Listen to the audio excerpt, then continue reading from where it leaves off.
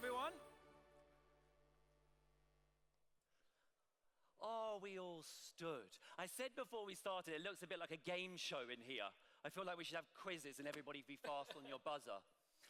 So, good evening, everybody. We all know that feeling between stability and possibility. Now, bold moves are rarely comfortable, but they are defining. The future waits for nobody, and especially those that are shaping the future of it. And I'm really excited to bring my 4 guests on stage because they are all shaping it in their own way. I've asked them to come on and introduce themselves. They've got 30 seconds to tell us who you are, where you're from, and how you're connected to this topic. And Laura, I'm going to start with you. Yes. Ladies first. Okay. Hi, everyone. I'm Laura. I'm the CEO and co-founder of noii, which is a dating app. And we just had a switch from our online video dating product to doing offline events and combine it with our app. So yeah, pivoting and change is at the moment a very hot topic. Yeah, lovely. Gentlemen. I'm Stefan. I founded 3 ETH Zurich spin-offs. They all grew like that, and we almost hit the wall, and we had to pivot these companies. So my 4th company now is called Pivotal and focusing on helping others to pivot better and faster. I'm Andreas. I'm an early-stage investor at B2 Venture, mostly focusing on AI. And before that, I was an entrepreneur myself for over 20 years, had 3 startups in total, with a total of about 5 pivots between them. Now I'm on the board of 12 startups as an investor, and all but 2 have already pivoted, so that's just a normal fact of entrepreneurial life. Good evening, I'm Xavier, Managing Director of Philip Morris Switzerland, and we have decided to disrupt ourselves by replacing all the cigarettes with smoke-free products. Massive, big. Thank you so much for joining me. Because of our time, I want to launch straight into this. And Stefan, I'm going to start with you, because I thought what was really interesting, on your About Me, on your LinkedIn, you said 66% of all tech founders, now I think, yes, there was tech, but I think it's probably very similar for across the board, will be stuck in their journey. So I'm wondering about what does stuck mean, and what are the signals that you see for change? Well, I think we can talk of different levels of being stuck. If we talk of the company level, being stuck is meaning like no more growing, seeing that a basic technology is no more working anymore, or seeing that the business model is not scaling if you add no more people. But the other interesting question is about how do you feel it personally as a founder, for example, if you get stuck. And there's a simple rule, and I would say if you start to sleep bad while thinking, what is my company going to do in 6 months or in 12 months, or is it even going to be here again? That's a good sign to think about, maybe you should pivot. Interesting. Okay, cool. Then Laura, then I'm going to come to you about timing, because you said just recently, July time, you've done that. Was it internally from you, or tell us about timing? I think looking back, we waited too long, but we talked about it as well, that a lot of founders maybe wait too long before they do the pivot. And I would look out more for actually very simple missing traction. If you don't see traction or revenue coming in for months and months in the way that you want to. And then there is a difficult situation if you have actually traction, but maybe it's not enough. So the whole thing, I always thought it's either really working or it's not working at all. But if you're in between, it's very hard to decide if you have to do the pivot. So then I would more look into, are you relying too much on external facts that might be changing your whole business in a positive way? That's probably not going to happen. And then again, the gut feeling. If you personally don't like anymore what you're doing, or even the team doesn't like it anymore, the passion is missing, then a good moment to pivot. Yeah, passion, what that feeling. I would love to dive into distinctions here, because from a small company to a really big company, you mentioned previously, I'll quote you, when you transform your company, there's no going back. So I'm curious around, with the idea of bold moves, what is a bold move? How would you define a bold move, Xavier? Yeah, at least for us in Philip Morris, a bold move was not so much about a pivot or an adjustment, because a bold move is is really an important choice to fundamentally redefine your trajectory, which in ways challenge your legacy, your comfort zone, and as well your leadership identity. So in Philip Morris, when we decided to move to smoke-free product, it was not a tactical shift.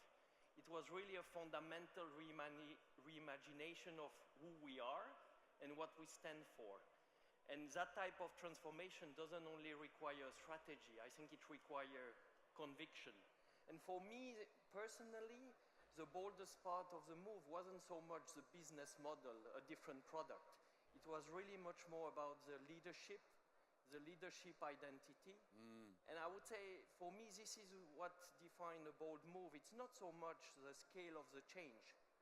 It's really the depth of the commitment and willingness to lead into uncertainty with conviction and integrity. Oh, I love those.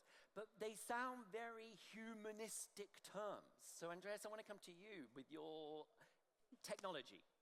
How is that impacting today's changes, pivots, adjustments, the speed? Well, it's affecting it very dramatically, especially AI now enables companies to build new features, for instance, or roll out new marketing campaigns in a fraction of the time compared to what was possible. So for example, when you're a software company and you came up with a great new feature that was quite complex, you probably had an advantage of half a year or full year against your competition. Now your competition, if they are smart, can build the same thing in 3 or 4 weeks. And we have seen it many times. They can copy your marketing campaign on the same afternoon, no problem. The agents do this automatically. So we have seen in our portfolio AI companies that have already pivoted 5 times in 2 years. Not because they're stupid, but because the market moves so quickly and you're always one announcement of your competitor away from being obsolete. Sometimes we see that bigger competitors are giving away the product that the small startup makes for free, and then you have to pivot very, very quickly. So again, AI is going to continue to speed things up very dramatically, not just for startups, but also for larger corporations, and that's just what we have to deal with now. Yes, there was actually the opening keynote today. I forget his name. I think his name was Tom. Within 10 minutes on Miro, he had just created a company. Yeah. In 10 minutes. MVPs, all of those bits and pieces. Anyway.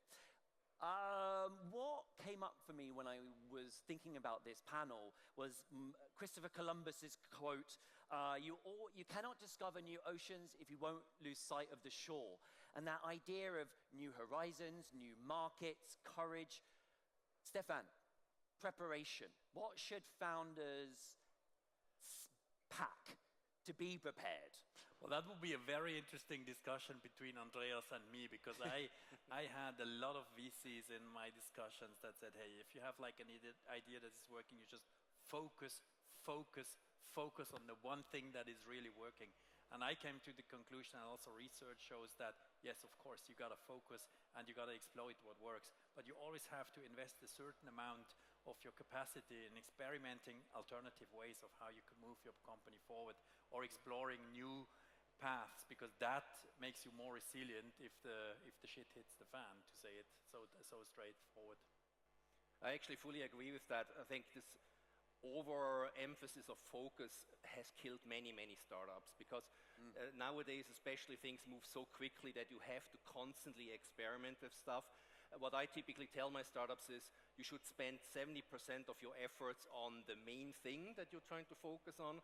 20% are real innovation, where you think the next product is coming from, and 10% wild experiments that don't seem to make any kind of sense, but you want to have something that might turn out the best idea that you ever had. And we have seen this many times in startup history. So Twitter, for instance, was originally a podcasting application. This was just a side hobby that they had, and that turned into the actual company, and this happens all the time. We just got very good friends, Andreas, with what you have said. I would really completely agree with what you said for the startups. Anyone disagree? No. All right, we're in agreement. Okay, that's fine. Good. With that, I'm then wondering about the customer and the evolution of customers. As they are inspired by different things, wider, broader, more disseminated, how do you keep your product offering authentic to the brand, to your core customers, while also then pivoting? Who would like to have a word with this? I think this one is a good one Yeah. for you. Yeah. So I think obviously, and I think it's for big or smaller companies, probably it's the same. You need to be more and more agile in today's world. Things have changing at a speed never seen before. But at the same time, I think it's super important to not lose your core identity. So evolving, yes, but it's always while remaining authentic. And for me, there are two elements that are very important. I think the first one is clarity in vision, and second one is consistency in values. And what I would say is that if I look at us in Philip Morris, authenticity comes from being open about our transformation, very transparent in all what we do, owning our past, because I cannot change the past, but I can change the future, and being very vocal about our commitment to change. And it's not marketing, it's leadership. And I think it's much more about what you do and how you behave rather than what you say. Because, you know, we can say many things, but ultimately what matters is what you do. Actions speak louder than words. Has anyone seen anything go wrong? I wonder, maybe, Andreas, for you here, are there kind of startups, founders that pivot and you go, oh no, when it went wrong? Oh, I had many painful experiences myself with that. For instance, in my second startup, that was actually my only not successful one. We made the mistake to pivot into something that we found intellectually very smart, but the market was unfortunately nowhere near ready. And a competitor launched the exact same thing 7 years later, 7 years, and was very successful with it, but unfortunately we were just way, way too early. And these things happen all the time. You really have to understand what your customer want to buy now, not what they should ideally buy in a theoretical world, and that's probably, in my opinion, one of the most frequent reasons why pivots go wrong. Timing. Interesting. Who was it that came out with it 7 years later? I missed the company name. Oracle, the huge software company. Sorry, yeah, I just missed that. Very unfortunate. Okay. Laura, I want to come to you because noii just went from online dating app to in-person meets. Yes. So how do you work with your teams? They've been working super hard, they've been working on a path. How do you then get them to shift into something new? I have to say this is the hardest part, and it's very normal because, like you said, you worked so hard and then there is a chance that you're just gonna throw it away, or it feels like you throw it away. And I think it's good if there is some resistance and people have questions about it, because it means that they understand that you're going to do a pivot. So what also Xavier said, that the clarity is super important. Once you really define that you want to do a pivot to something else, that you tell the team, we're going to do this and we're not going back. We had so many situations where people said, yeah, but maybe we can come back to it if it doesn't work, the new thing. And you have to be very strict and say, no, we're not going back to that other thing. And that hurts, but I feel like it's easier if you just be very strict on it. And then explain it why you do it. I felt like that really helped, that people can understand why you're actually going to make the pivot and make the change. Usually they already feel it, they already felt that something is off and they need to change. And then one more thing, if you have people in the founding team and people in your team, you can feel that maybe one person, if it's a small team in our case as well, or a few people, they're already hooked with the new thing. So really work with them and push them, because also in the founding team, there's usually one or two people that can push it forward, and then the others will follow.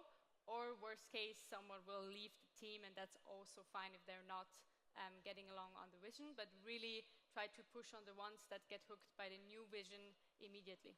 Right, so role modeling for other people, Yes. pushing them, encouraging them to bring that charge forward. Thank you very much. Quick understanding, 19, 20 people in noii? No, 11 people. 11, But okay. let's keep it with the 19. Thank you, 19. However, I come to you, Xavier. Nearly 60,000 people at Philip Morris. That is a bigger boat to move. Yeah. How do you do that? You know, I think obviously the scale brings some differences, but the essence of it is the same. And I think we discussed a lot about leadership. I think what Laura just said remains the same even in a big company.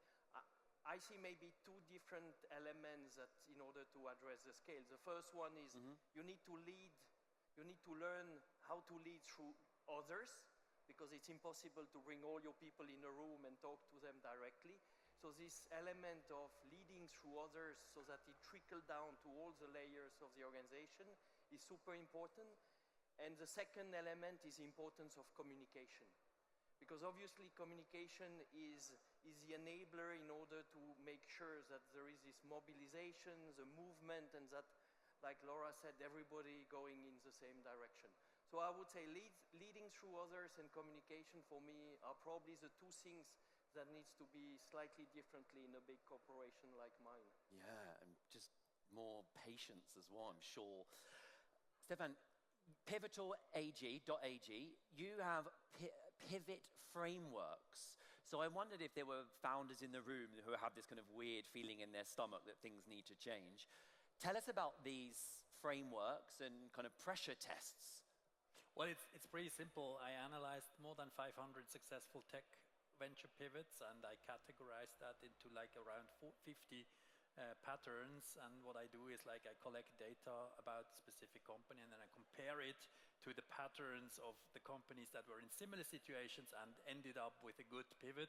And that's what the engine is doing, what I've built. And I learned it helps a lot just to have like a process that helps to sort out the different options in founding teams. Give you some reflection. I also, Stefan, you did mention, if anyone was interested in speaking to him about those and maybe trying some of those out, if you speak to Stefan, you might get a gratis free thing in there. Wrapping up with time, because we're almost out, I'd love for you to give one single sentence that was positive, aspirational, and motivational to the founders out there if they're thinking of going through this process. Andreas, do you want to go for it first? I'll take the title of my personal blog, Change is Good. Change is good. Where can we find your blog? On innospective.net. Okay, one more time. Innospective.net. Wonderful. Or Google me, you'll find me. Yeah, exactly. Laura? I think always be willing to go out of your comfort zone, because pivoting and changing feels very uncomfortable in the beginning, but it's hopefully good in the end. Thank you. Well, it's maybe not so positive, but if you start to feel that you're not sleeping well, then take it serious as a signal. Thank you very much, and Xavier, round us off. Yeah, and I would say bold move can shape the future when they are driven by purpose. Lovely.